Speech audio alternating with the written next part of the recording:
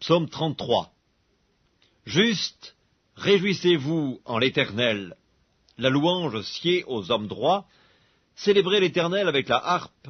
Célébrez-le sur le luth à 10 cordes. Chantez-lui un cantique nouveau.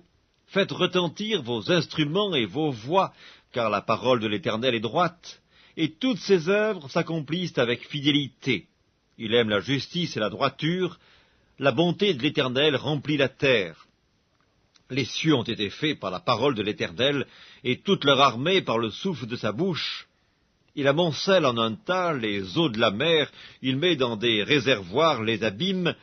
Que toute la terre craigne l'Éternel, que tous les habitants du monde tremblent devant lui. Car il dit, et la chose arrive, il ordonne, et elle existe. L'Éternel renverse les desseins des nations, il anéantit les projets des peuples. Les desseins de l'Éternel subsistent à toujours, et les projets de son cœur de génération en génération. Heureuse la nation dont l'Éternel est le Dieu, heureux le peuple qu'il choisit pour son héritage. L'Éternel regarde du haut des cieux, il voit tous les fils de l'homme.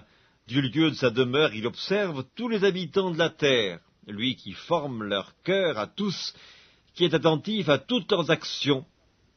Ce n'est pas une grande armée qui sauve le roi, ce n'est pas une grande force qui délivre le héros. Le cheval est impuissant pour assurer le salut, et toute sa vigueur ne donne pas la délivrance.